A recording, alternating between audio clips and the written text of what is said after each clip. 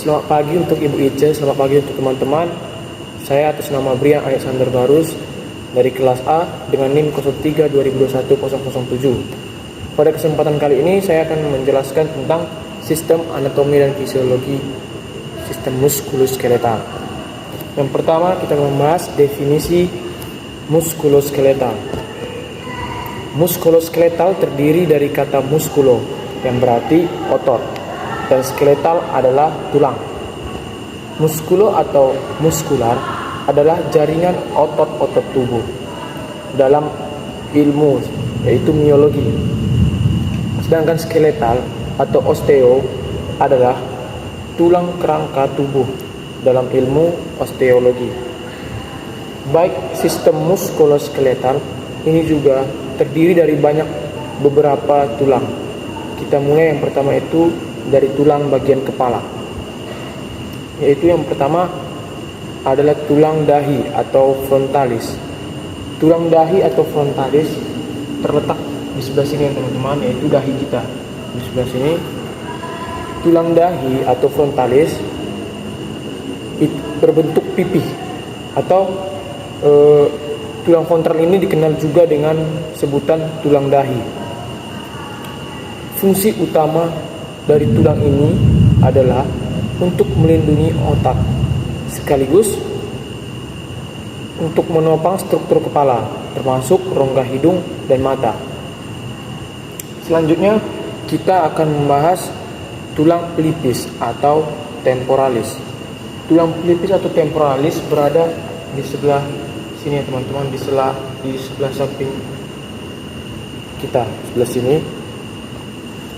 Tulang pelipis atau tulang temporalis memiliki fungsi yaitu untuk membantu membentuk struktur tengkorak dan melindungi otak besar serta membran yang ada di sekitarnya. Selanjutnya kita masuk ke bagian tulang ubun-ubun atau bisa disebut dengan parietalis. Tulang ubun-ubun atau parietalis terletak di sebelah sini teman-teman, di atas, di bagian ubun-ubun kita. Tulang atau jenis tengkorak ini letaknya tepat di belakang tulang frontal. Bisa juga disebut dengan tulang ubun-ubun. Tulang parietal berfungsi untuk membentuk selubung bulat yang kuat di atas bagian otak. Selanjutnya kita masuk ke tulang kepala bagian belakang atau occipitalis. Tulang bagian belakang atau occipitalis terletak di sebelah sini ya teman-teman, di sebelah bagian belakang kepala kita. Tulang occipital merupakan tulang berbentuk pipih yang lokasinya terletak di bagian paling belakang. Jenis tulang tengkorak ini mempunyai lubang yang dapat menjadi penghubung otak dengan sumsum tulang belakang. Fungsi dari tulang occipital ini adalah untuk melindungi otot dan pusat yang memproses penglihatan. Selanjutnya kita masuk ke tulang hidung atau tulang nasal, yaitu terletak di sebelah sini ya teman-teman. Tulang hidung ini membentuk jembatan hidung yang ukuran serta bentuknya kecil dan lonjong, tetapi bisa berbeda-beda pada setiap orang. Tulang hidung ini berfungsi untuk mengikat tulang rawan yang membentuk kontur hidung manusia. Setelah itu, tulang baji atau stephanoid. Tulang baji atau stephanoid berada di sini ya teman-teman, di dekat tulang temporalis. Sebelah sini. Tulang sperone atau tulang baji memiliki fungsi yaitu sebagai dasar bagi tulang tengkorak. Sama seperti tulang pelipis, tulang sphenoid ini juga berbentuk irregular. Fungsi dari tulang ini adalah melindungi struktur otak dan saraf. Yang selanjutnya yaitu tulang pipi atau zygomaticus. Tulang pipi atau zygomaticus terletak di sebelah sini ya teman-teman, tepatnya di bawah tulang temporalis. Tulang pipi atau yang dikenal sebagai nama Latin os zygomaticum ialah salah satu tulang yang terletak di bagian kepala dan anggota dari tulang tengkorak, serta termasuk tulang penyusun wajah. Tulang pipi ini terletak pada bagian rangka wajah, tempatnya di bagian di bawah mata. Di bawah mata yang melebar ke samping sebagian pembentuk wajah seseorang. Tulang ini memiliki fungsi, yaitu yang pertama untuk membentuk karakter wajah seseorang. Yang kedua, untuk melindungi mata dan area sekitarnya. Yang ketiga, area kecantikan bagi seorang individu, terlebih seorang wanita. Selanjutnya, yaitu tulang rahang atas, yang dimana tulang rahang atas membantu menegaskan bentuk wajah. Selain itu, tulang ini merupakan tempat tumbuhnya gigi atas, serta membentuk langit-langit dan bagian bawah rongga mata. Dengan begitu, tulang ini juga berperan besar dalam mendukung proses mengunyah dan berbicara. Dan berikutnya adalah tulang rahang bawah atau bisa kita sebut dengan mandibula. Tulang rahang bawah atau mandibula terletak di bagian ini ya teman-teman, di bawah tulang nasa atau tulang hidung. Tulang rahang bawah atau mandibula adalah tulang terbesar pada tengkorak manusia. Tulang ini membentuk bagian bawah tengkorak, struktur gigi bawah, dan membentuk mulut bersama dengan tulang rahang atas. Tulang rahang bawah juga dapat membantu menggerakkan mulut, seperti mengunyah makanan. Selanjutnya kita masuk ke bagian tulang bagian lengan yang terdiri dari beberapa, yaitu tulang lengan atas atau bisa disebut dengan humerus.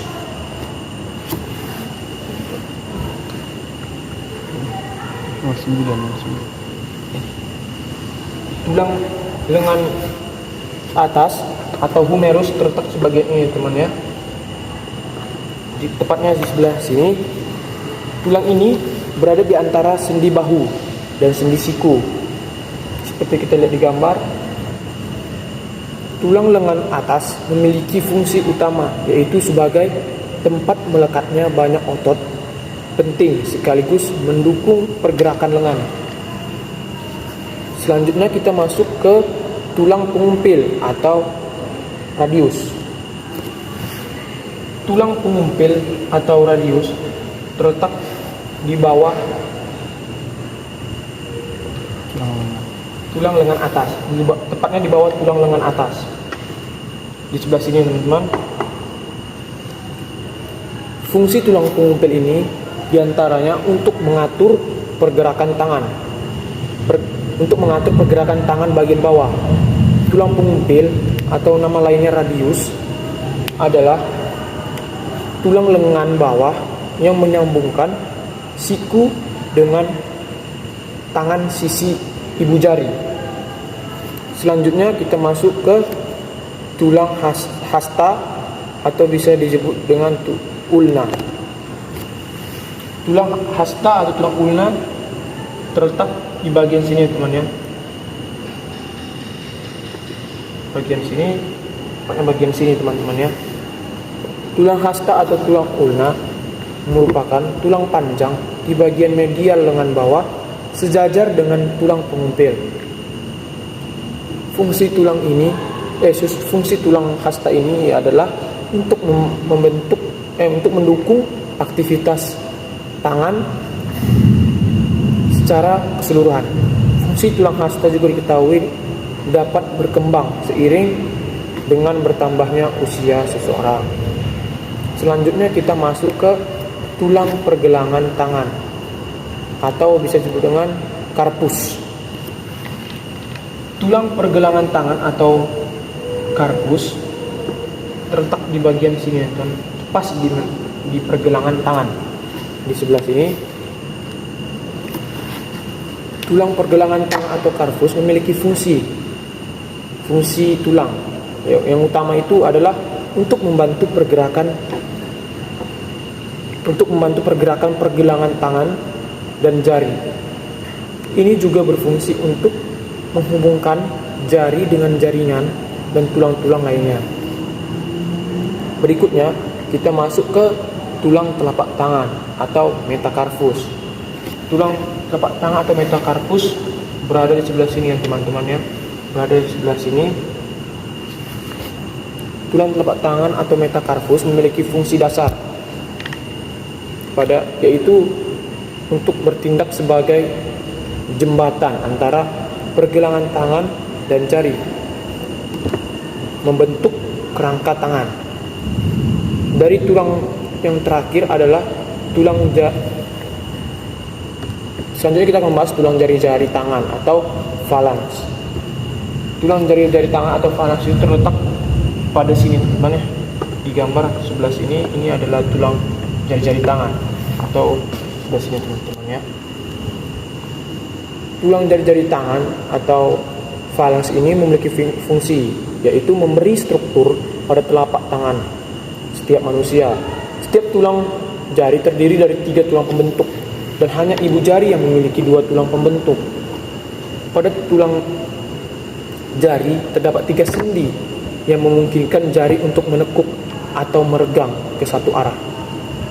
Yang selanjutnya kita masuk ke tulang gelang pinggul yang terdiri dari tulang kelangkang atau sakrum.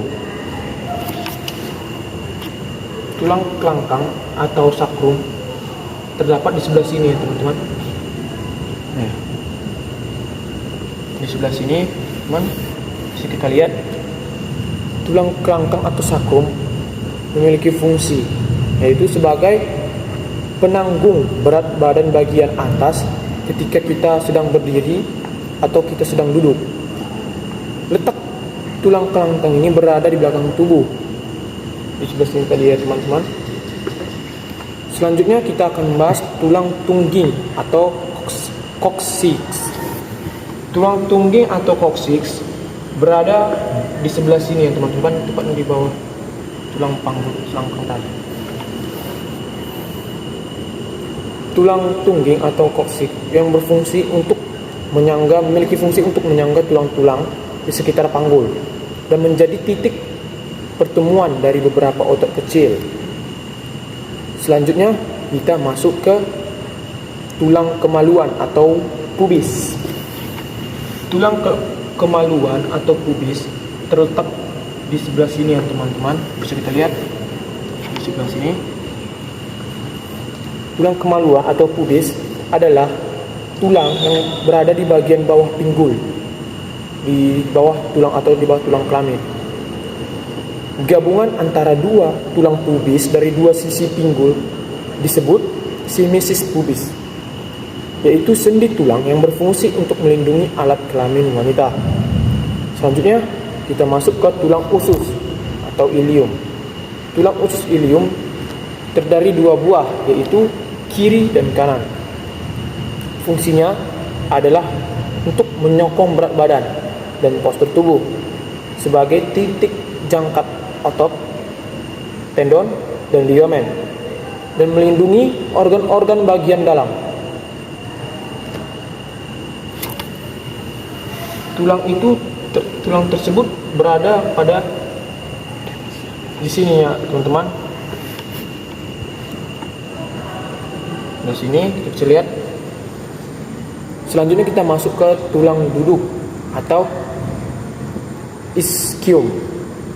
Tulang duduk atau ischium terletak di sebelah sini ya teman-teman. Tulang duduk atau ischium bisa kita lihat. Tulang duduk atau ischium berbentuk setengah lingkaran dan menghadap ke atas.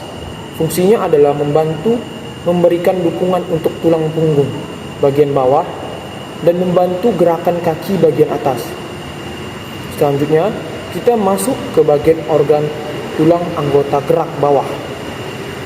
Yang dimana yang pertama itu kita masuk ke tulang paha atau femur. Tulang paha atau femur terletak di sebelah sini teman-teman, tepat di paha kita. Ini ya tulangnya teman-teman. Tulang paha atau femur ini sesuai dengan salah satu fungsi tulang paha sebagai tempat melekatnya otot dan pigmen. Seperti saya jelaskan tadi bahwa tulang paha atau femur adalah tulang terbesar dan terkuat. Oleh sebab itu, fungsi tulang paha membuat manusia dapat berjalan dan menyokong tubuh yang sangat berat. Selanjutnya kita masuk ke tulang tempurung lutut atau patella. Tulang tempurung lutut atau patella, saya tepatnya di sini ya teman-teman, di lutut kita. Ini bentuk tulangnya. Tulang tempurung lutut atau patella ini dalam anatomi manusia, tulang lutut ini berbentuk segitiga dan tebal yang akan bersendi dengan tulang paha atau tulang femur tadi, yang memiliki fungsi untuk membungkus dan melindungi sendi lutut. Patella termasuk ke dalam tulang sesamoid yang berkembang dari tendon otot quadriceps femoris. Selanjutnya kita masuk ke tulang kering atau tibia. Tulang kering atau tibia terletak di sebelah sini teman-teman. Ini tulangnya. Tulang kering atau tibia ini disebut juga dengan tibia yang berbentuk pipa dan merupakan kerangka utama dari tungkai bawah. Oleh karena itulah, fungsi utama dari tulang kering adalah menopang tubuh bagian atas agar dapat tegak berdiri. Selanjutnya, kita masuk ke tulang betis atau fibula. Tulang betis ini berada di bawah tulang tibula tadi atau tulang kering tadi, yaitu sebelah sini, teman-teman. Tulang betis atau fibula merupakan tulang panjang tipis yang terletak di bagian belakang bawah tungkai. Tulang yang berdampingan dengan tulang kering atau fibula ini memiliki peranan penting dalam menstabilkan pergelangan kaki dan mendukung otot-otot kaki bagian bawah. Selanjutnya kita masuk ke tulang pergelangan kaki atau tarsus. Tulang pergelangan kaki atau tarsus terletak di sebelah sini teman-teman. Ini bagian tulangnya. Tulang ini berfungsi sebagai penghubung antara tulang kaki atau tungkai bagian bawah dengan telapak kaki. Selanjutnya kita masuk ke tulang telapak kaki atau metatarsus. Tulang telapak kaki atau metatarsus terletak di sini ya teman-teman. Ini tulangnya.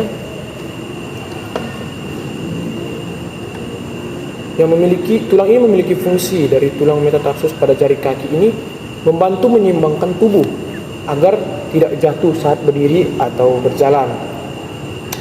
Selanjutnya kita masuk ke jari-jari kaki atau phalanx.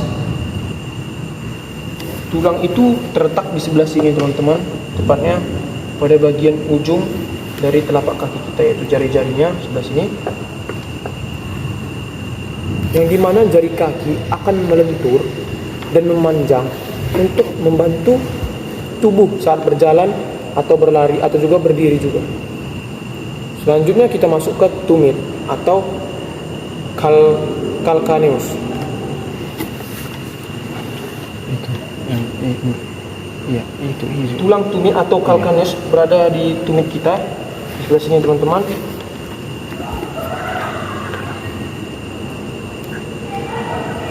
Ini merupakan salah satu pertahanan tubuh yang terletak di bawah kaki. Calcaneus ini sendiri adalah tulang terbesar dari telapak kaki. Oleh karena itu, tulang tumit ini bertanggung jawab untuk menopang berat badan, terutama saat berjalan atau berlari. Selanjutnya kita masuk pada bagian ruas tulang belakang. Bagian ruas tulang belakang. Yang pertama adalah tulang belakang atau occipitalis. Dapat kita ketahui dulu bahwa ruas tulang belakang ini atau occipitalis ini adalah tulang yang berbentuk lempengan trapesium dan berada di bagian bawah tulang tengkorak. Ini merupakan satu dari 7 tulang yang menyatu dan membentuk tulang tengkorak. Ruas tulang belakang occipitalis terdiri dari beberapa tulang, yaitu 7 ruas tulang leher atau cervicalis. Tulang ruas atau cervicalis itu terletak di sebagian di belah sini teman-teman, sebelah sini.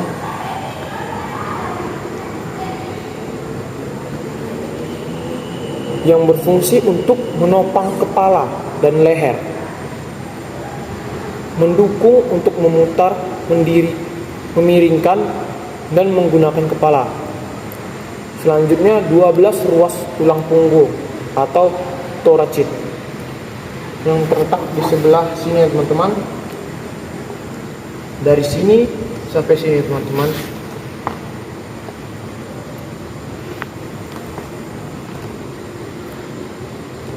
Ini untuk memberikan struktur dan menyokong tubuh serta melindungi saraf tulang belakang. Selanjutnya kita membahas 5 ruas tulang pinggang atau kumbal, yaitu berada di sebelah sini teman-teman. Sebelah sini teman-teman.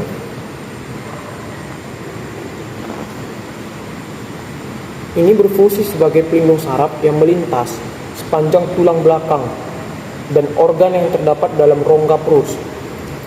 Selanjutnya kita masuk ke 5 ruas tulang kelangkang atau sacrum, yaitu berada di sebelah sini teman, di bagian kelangkang, menjadi penopang tubuh pada saat berlari, berjalan. Selanjutnya 4 ruas tulang ekor,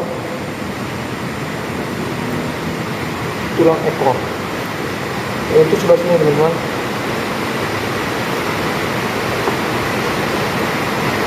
Yaitu untuk menahan beban dan menjadi pusat gravitasi yang baik. Yang terakhir itu kita masuk adalah tulang depan atau 12 tulang rusuk yang terdiri dari beberapa tulang, yaitu 7 pasang tulang rusuk sejati. Letak tulang rusuk sejati dekat dengan tulang dada yang fungsinya untuk melindungi organ penting di dada seperti paru-paru dan jantung, yang terletak di bagian itu sebelah sini teman-teman. Itu 35. Sebelah sini teman-teman, sebelah sini atau sebelah sini. Ini bagian sampingnya dan ini bagian depannya teman-teman. Ini 3 pasang tulang rusuk palsu adalah tulang yang bagian belakang yang menempel pada tulang punggung, sedangkan bagian depan menempel pada tulang rusuk di atasnya. Fungsi dari tulang ini yaitu untuk melindungi bagian dari dalam tubuh, contohnya dada, paru-paru, jantung, dan hati. Selanjutnya 2 pasang tulang rusuk. 2 pasang tulang rusuk itu 38. berada di sini teman-teman. Sebelah sini. dua pasang tulang rusuk yang memiliki fungsi untuk melindungi organ dalam, namun tulang rusuk ini lebih untuk menjadikan tubuh supaya lebih bebas bergerak atau tidak kaku. Yang terakhir itu ada tulang dada atau sternum yang terbagi menjadi tiga, yaitu tulang hulu dada atau manabrum sterni, tulang badan dada atau corpus sterni, tulang taju padang atau xyloid. Baik, sekian dari presentasi tentang penjelasan anatomi bidang fisiologi muskuloskeletal dari saya. Bila ada kesalahan, saya mohon maaf. Selamat pagi dan terima kasih.